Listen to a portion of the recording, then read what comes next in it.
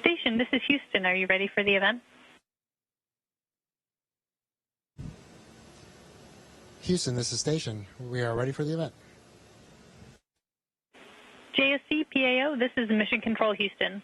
Please call station for a voice check. Station, this is Courtney Beasley with JSC PAO. How do you hear me? Hey, Courtney. Good morning and welcome back to the station. I hear you loud and clear. How me? Great. I have you loud and clear. It's great to see you, Frank. And good morning from NASA's Johnson Space Center. Welcome to our final press conference on orbit with NASA astronaut Frank Rubio. As I'm sure most of you know, on September 11th, Frank surpassed Mark Vande Hei's previous record for the longest single spaceflight by a U.S. astronaut of 355 days. And on Thursday, he will reach 1 full year in orbit, on to a 371-day mission where he returns to Earth on September 27th.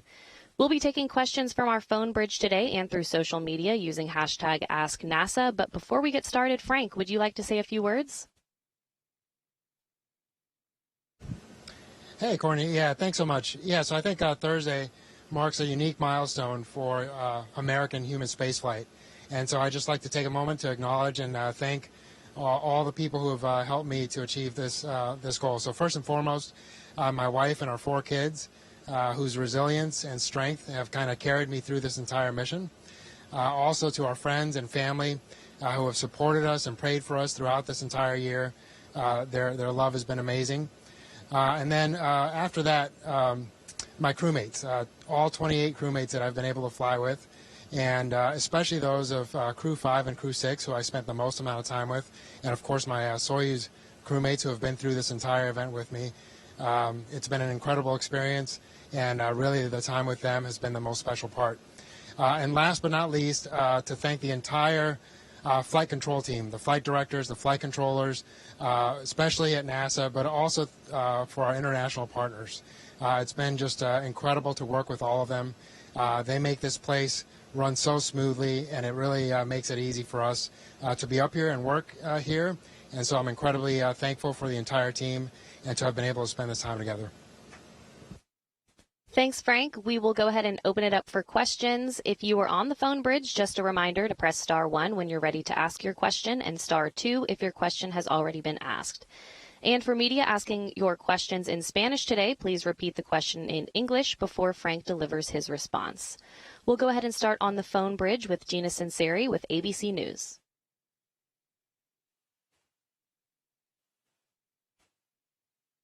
Been up there for a few days. What hacks have you shared with her about life on the space station, given your vast experience now?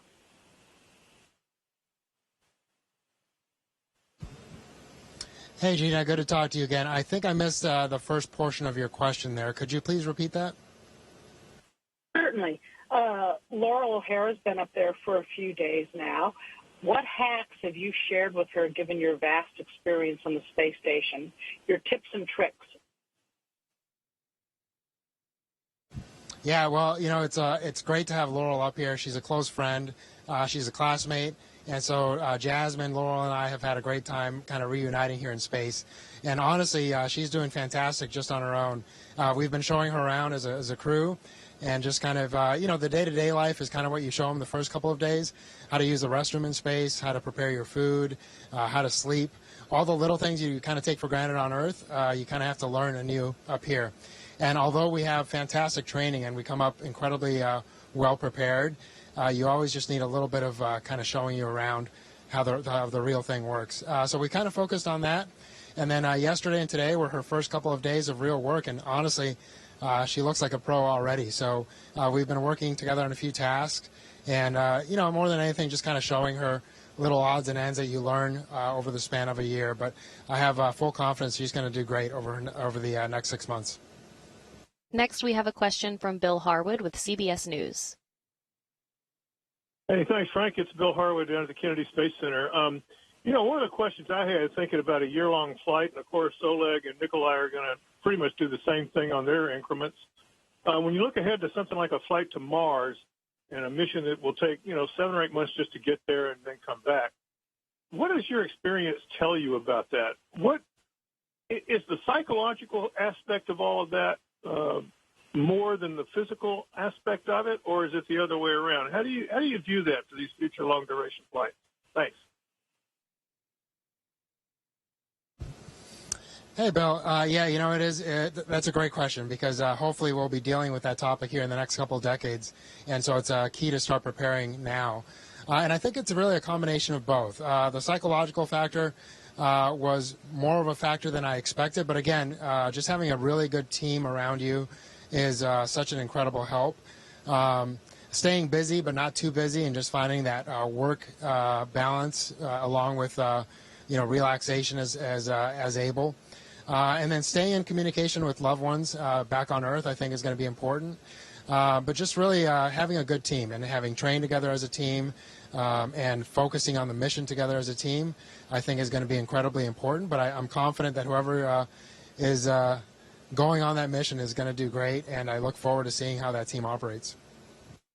Next up is Kristen Fisher with CNN. Hi, Frank. Kristen Fisher with CNN. I'm wondering if you had known at the time you launched that you were going to be up in space for a full year instead of 6 months, would you have still done it? And would you have done anything differently to prepare? Thanks. Yeah, hey, Kristen. It's good to talk to you again. This is great. I feel like I've spoken to many of you before. So, that's a good question. I think it would have depended on when I would have found out. Obviously, if they had asked me up front before you start training, because you do train for a year or 2 years for your mission, I probably would have declined. It would have hurt, but I would have declined, and that's only because of family things that were going on this past year. And had I known that I would have had to miss those very important events, I just would have had to say thank you, but no thank you. But once you commit to the mission, once you're part of the training, and really all the assets and all the preparation that go into you, and the mission kind of counts on you. So I think if I had found out before launch, but essentially well into the training cycle, I would have been committed to the mission, because ultimately that's our job, and we have to get the mission done. And having the International Space Station going for 23 years requires a lot of individual and family sacrifices, but sometimes that's what you have to do. Next, we have Carlos from Telemundo. Yes, Frank, it's Carlos Robles from Telemundo Network. How you doing? My question is, first of all, I will do it in English. What is the most powerful experience you had in space, and how has it changed your perspective on life on Earth? ¿Cuál es la experiencia más impactante o reveladora que has tenido en el espacio, y cómo ha cambiado tu perspectiva aquí en la Tierra?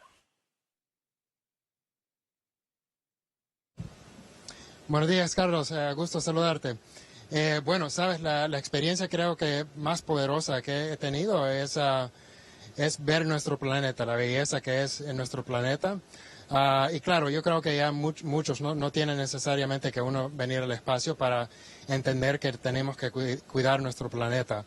Pero creo que viendo cómo es de bello, cómo es de pequeño alrededor del universo que está al lado de nosotros, y de veras que no hay nada más.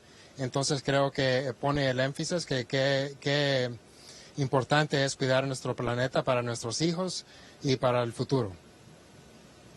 Next, we have Marcia Dunn with the Associated Press. Yes, hey, Frank. When Scott Kelly got back after his almost year in space, he walked into his house and went right into the pool, his swimming pool. So I'd like to know, what are you looking forward to like that when you get back on Earth? What can't you wait to see and feel and do like that? And in a quick aside, what was the hardest point in your mission? What point did you just feel like you maybe couldn't take it anymore and then got over it? Thanks. Yeah, no problem. And thank you so much for a great question, because I think it adds the human factor to this past year. So for me, honestly, obviously, I think hugging my wife and kids is going to be paramount, and I'll probably focus on that for the first couple of days. But then getting home, and we're blessed enough to have kind of a quiet backyard, and I think just going out in the yard and enjoying the trees and the silence. Up here we kind of have the constant hum of machinery that's keeping us alive, it's very important, but it is just a constant hum that you probably hear in the background. And so I'm looking forward to just being outside and enjoying the peace and quiet. You know, the hardest point, it's hard to say. I think when it finally became real that it was gonna require me to stay for a full year was difficult. Although that decision really took a couple of months, and so essentially we knew the situation, we were dealing with it, we were coming up with options, and so although it was difficult, honestly, I had already kind of come to terms with it. My family and I had come to terms with it, and so it was it made it a little bit easier by the fact that it did, give us some time to kind of cope with the possibilities. And so when it came, I think we were prepared to just commit to the fact that we had to do this, and we were going to try to do it well. Next, we have Mark Carreau with Aviation Week and Space Technology. Thank you very much. Once you're back on Earth, can you explain to us sort of how your reacclimation will be traced, how long that might be, and the kinds of things that will be monitored from a health standpoint, and also the sort of data that you think will be valuable, again, to going back with what you mentioned when you started preparing your fellow astronauts for long missions to the Moon and Mars? Yeah, Marco, thanks, because I think a lot of people are curious about that. So it's interesting. We put our vestibular system through quite a challenge. When we first get up here, obviously you go from a gravitational field to zero G load. And so a lot of people spend the first few days sick. I was fortunate in that I spent a couple of hours kind of not feeling great, but quickly adapted. And by the next morning, I was feeling pretty normal. But essentially you adapt to the fact that the fluid in your semicircular canals essentially becomes acclimated to being in zero gravity. And so when you go back to Earth, the opposite happens, and that constant force of gravity really affects a lot of us pretty strongly, and you may end up spending a lot of time being sick. And so your vestibular system is probably the most affected, and I think for most of us, the first few hours, you're going to make close friends with some medicine and some bags, and just try to lay down and keep a low profile. And then after that, really, it's a couple of months to regain your strength. We do a great job. Our trainers do a great job of keeping us in shape up here. But the reality is we're not standing, we're not walking, we're not bearing our own weight. And so it just takes some time to get your bones and your muscles used to doing that consistently back on Earth. And so it'll be anywhere from 2 to 6 months before I essentially say that I feel normal. We'll try to expedite that as much as possible. But we'll see. You really never know. And this being my first mission, I just don't know how my body's going to react. Next, we have Betiana from CNN Espanol.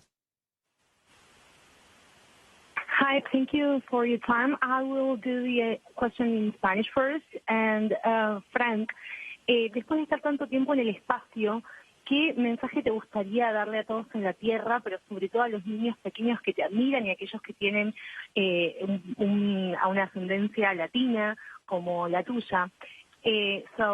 After spending so much time in space, what message would you like to give everyone on Earth, but especially real children who admire you? Buenos días, Betian. Mucho gusto. Bueno, claro, es un gran honor representar nuestra comunidad latina y a los hispanos. Y de veras que el mensaje para la juventud es que adelante con el trabajo, el estudio, cualquier cosa se puede. Y de veras que es importante que nuestra comunidad siga adelante y siga mejorando nuestro país. Y yo creo que los latinos van a ser una gran parte de América en el futuro, y para mí es un gran orgullo estar aquí representando nuestra comunidad. Next, we have Robert Perlman from Collect Space. Hi, Frank. Rob Perlman from Collect Space. I know there's a tradition to award astronauts a 100 days patch when they reach that milestone, like I assume you did or received earlier during this mission. Now that you're days away from reaching 365 days, do you think there should be a one-year patch? Or how do you plan to mark the occasion with your crewmates? Hey, Rob. I'm probably the wrong person to ask for that. I was infamous in the military for not wearing many of my patches most of the time. I'll probably just wear my normal flight suit. Of course, I'm again honored to reach this milestone, but it's a team effort. And so if we do make a patch, then they better make a whole lot of them, because we'll have to give them out to all the team members who made this possible. But certainly, I hope we can take a moment to really just enjoy it, right, as a NASA team. And the fact that we can keep the International Space Station going for 23 continuous years, that we can have people up here regularly now for up to a year. And the reality is, yes, I'll cross that mark. But my mission is really no different from Mark's, Christina, or Scott, and lots of other people. Drew was up here for 9 months. And so a lot of people have seen the endurance and the sacrifice that it takes to go this long. And so I'm just lucky to have gone a couple of extra weeks. But, I think it's really something that as a team we're going to take a lot of pride in. Next, we have Elizabeth Howell with Space.com. Frank, thanks for spending time with us. You've spoken before about the significance of celebrating a year in space during National Hispanic American Heritage Month. Can you talk a little bit about the mentors in that community that helped you either during your career or during your flight as relevant? Thank you. And Elizabeth, I'm sorry, I just want to make sure I heard you right. Did you say to talk about mentors? Is that correct? Exactly, mentors, or if you want to talk about more generally community members. Thank you. Yeah, no, absolutely. For me, mentors have been incredibly impactful throughout my life, especially in the military, where you're changing jobs every 3 years. You have the opportunity to work with a tremendous breadth of great individuals out there. And I've seen the same at NASA. And I think every community, really, not just the Latino community, but as a nation, I think we need to stand up more and more, and more men and women need to stand up and be role models for the younger generations. Ultimately, the reality is none of us are perfect. I'm especially not perfect.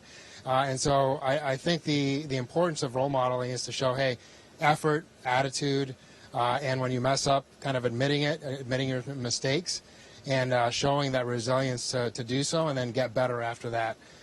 So again, I've been incredibly blessed. I hope that my actions, more than anything, serve as role models for other kids. But the reality is I look at just my crew here, and there's just incredible people. And if you just look around, I think there's somebody out there that you can say, hey, I kind of want to be like that person, but then go out there and make your own story and forge your own path and make your own contribution to our community. Next, we have Abeba from CBS News Miami. Hi, Frank. This is Abeba from CBS News Miami. You've just broken the record for the longest space mission in U.S. history. What was your first mission, and how did it feel?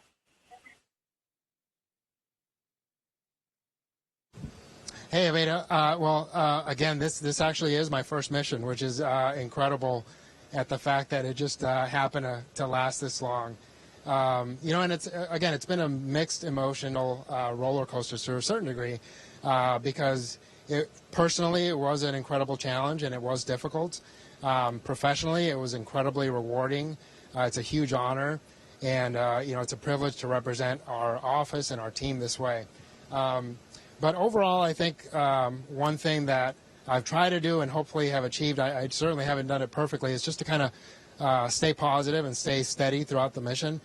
Despite the internal up and downs, you try to just focus on the job and on the mission and remain steady, because ultimately every day you have to show up and do the work. And up here in this very unforgiving environment, we have to do things right. Again, we have an incredible ground team that backs us up, but as much as possible you try to bring your A game, because that's what the mission requires.